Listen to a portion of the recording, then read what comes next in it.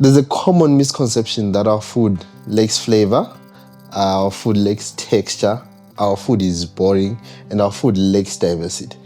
But I believe some of these misconceptions derive from a lack of understanding to our ingredients, to our cooking techniques, and most importantly, to our rich cultural heritage.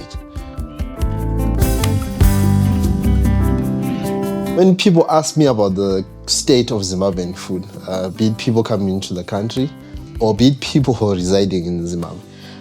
So as a chef who draws his cooking from our rich cultural tapestry, I always tell them this, that our food is more than sadza, beef stew, and kale. Okay, so sadza is known as ischwala, buhobe, shaja, and is our staple food across Zimbabwe. Then we've got kale, which is also an imported vegetable, and the common beef stew. But this is not what defines Zimbabwean cuisine. Based on this, it's crucial to ask ourselves as Zimbabweans, are we truly representing the authentic essence of Zimbabwean cuisine? Is this the food our ancestors enjoyed? Or has it been influenced by external factors? Are we simply replicating what we see on restaurant menus? Or are we actively seeking to rediscover and revive the culinary traditions that have been passed down through generations? So I want to look at 3 myths that are common in regards to our food. I'll start off with the first one, which I term the Just Sadza Myth.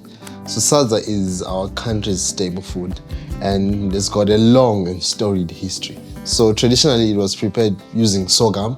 I love sorghum. Pearl millet and finger millet. In the 17th century, there was a arrival of maize, and this sort of shifted the dynamics in the utilization of these small grains. Our plate sort of like the color scheme migrated from brown to white. But nonetheless, this dish forms an important cornerstone of our country's culinary tradition. However, beyond sadza, beef stew and kale, our cuisine strives on a bounty of fresh produce and a variety of meat sources. Ulute, ibobola, imbuya, ucucuza, and okra. These are just a few of the many vegetables that contribute to the vibrant flavors of our dishes. Our ancestors cultivated these crops, understanding their nutritional value and their role in maintaining good health. Furthermore, our meat options are not limited to beef. We have goat, sheep, fish, turkey, ducks, cull birds, guinea fowl, game meats, and even crocodile meat to explore. These can be enjoyed on their own or with their own starches, such as ukhayezi, our sorghum, which pairs beautifully with these diverse meat sources. Now let's talk about the second myth.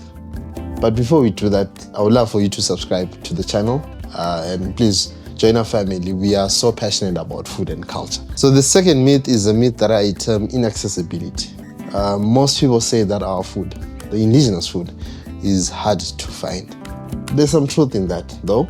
And if you look at the amount of fast foods that are there in urban areas or even in rural areas, funny enough now at growth points, you find people that are now selling these fast foods as compared to the availability of these indigenous foods is really a problem. In this regard, I believe collectively as people within the culinary, within the food industry, within the agriculture industry, we really need to work more in trying to sort of like curb this challenge. While it may require a bit of exploration, there are plenty of markets and supermarkets that now sell some of these indigenous foods, which are high in demand. You just have to dig deep. You can check with the local vendors. You can explore food markets like the famous March and Sip, which is happening in April, and the farmers who farm these produces. To work on the challenge that I just stated earlier on, this involves supporting our local farmers, promoting the growth of indigenous markets, and integrating traditional ingredients into modern food systems. Think about it. Imagine finding freshly harvested imbuya at your local supermarket alongside imported produce, or having easy access to our famous dried vegetables. So the third and the most common misconception, I believe, and I get this a lot, is that, guys, your food is bland and very boring. And I attribute this to the first myth, the Just Sadza myth, in that when we get to judge a cuisine based on just limited dishes, we miss out on the diversity of the ingredients, the diversity of incredible dishes across Zimbabwe. I tell you, even just look at within Ndebele culture, the number of dishes that are there, but you will not find them in the mainstream or in readily being cooked at homes, in the supermarkets or in the restaurants that pushes indigenous foods. You will not find them, but they are there, and I think it cuts across the whole of Zimbabwe.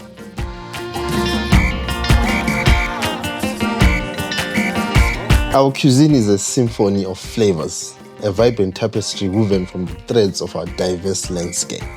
Imagine the nutty richness of sesame seeds harvested in the fertile valleys of Chimanimani, the earthly sweetness of our sweet potatoes cultivated in the fertile soils of Chipinge, or the subtle heat of chilies grown under the scorching sun of Lupane, the sweetness of ripe mangoes bursting with sunshine in Wange, and the tang of tamarind plucked from the ancient tamarind trees of Binga. These flavors are not just about the taste. They tell stories of our land, our people, and our history. They whisper of bustling markets overflowing with fresh produce, of generations of cooks passing down treasured recipes, of families gathering around the tables laden with delicious food. Each bite is a journey, a taste of our heritage, a connection to the land and the people who have nurtured it for centuries.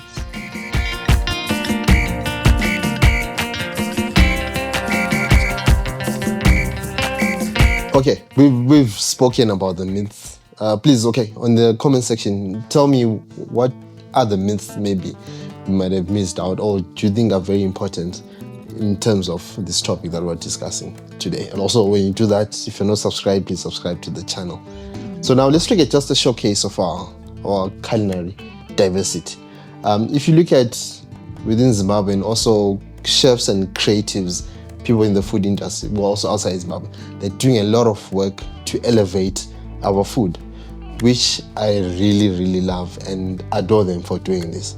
So for example, let's take, I've spoken about this dish a lot, and it's my dream when you travel across Bulawayo, Harare, anywhere across the country, can also elevating our street food. When Botswana just recently, and we're just amazed on the country's street food. So this dish is called iskupa, and basically you just take beef, you know the strength of our Matebele beef, and we pay it, then uzaidla kusasa. But now the cultural connotation of this dish was to also used in ceremonies like funerals, maybe there's a wedding in the morning. But the texture and taste of the meat in the morning is incredible. This slow cooked beef dish, traditionally enjoyed in the morning after preparation, is a testament to the depth of flavors that can be achieved with simple ingredients and incredible cooking. It's a dish that embodies patience, tradition, and the joy of sharing a meal with loved ones.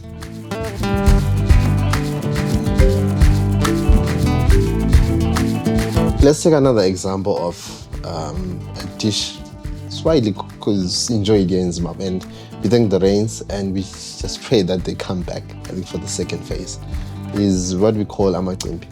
I don't like using the term mopane worms. We've done a video on that. I'll just put the link somewhere here. Why we stopped using the term mopane worms. Please watch the video and you understand how the naming of our food also is very important. Madora, pane, in what's known in Botswana. So these delicious caterpillars offer a really high content of protein. And I've seen chefs like Carl Joshua Ncube who've used that as a seasoning in their dishes. But generally shows the essence of and the diversity of our ingredients, of our dishes. And if you look at amacimbi and how they're enjoyed, You can enjoy them just as a snack. Spoken about the seasoning. But when you do visit Zimbabwe, and I'm also praying, like I said, the development of our own street food is finding someone who will be just a and you figure and you just have a meal and just look at the amount of protein that you're consuming within that single serving. So there are a lot of amazing foodies, chefs, people creating content on our food, and I would love for you to follow them. If you do visit, or if you are in Zimbabwe, please try to engage with them and just get their taste and their own perspective, their opinion on this subject matter. And I always believe the development of our food lies in us cooking our food more often, experimenting with our food more often, so that we can develop our culinary landscape. So do connect with them. When you come through Zimbabwe, link up with me and I'll cook for you on some incredible dishes that you're not really accustomed to, or what you are told is Zimbabwean cuisine. Our country is very diverse. The food is the ingredients, we've got a good agricultural system and livestock, everything. But we just need to put these food items in people's faces and also make it accessible. Remember the second myth. So remember, this is more than just food. It's about preserving our cultural identity, celebrating our heritage, and sharing the unique stories that our cuisine tells. Thank you for joining me in this journey on culinary discovery. I encourage you to explore the depth of Zimbabwean cuisine and experience the true richness of our culinary heritage. Also, if you want to have access to our food, you can do it through a lot of cultural activities that are happening. There's one that's happening on the 4th and the 5th of April in Kai, Zimbabwe, my rural area home. It's called the Chief Dagamela Awards. And if you do visit that place, you get a taste of the cuisine, the culture, the music, the landscape. It's a good event. We documented that last year. So if you're in Zim, and so I think they've already started talking about the festival on social media. I'll also leave a link to that so that you can follow the progress, the development towards that incredible culinary cultural festival. But anyway, tell me your thoughts on this topic. Does the world misunderstand our food? But anyway, thank you for watching. My name is Prince Valamaslang. I'll catch you on the next one. Please subscribe before this video ends, and also click on the bell notification so that you don't miss any of our videos. Remember, we're just creatives who love food and culture. I'll see you on the next one. Peace.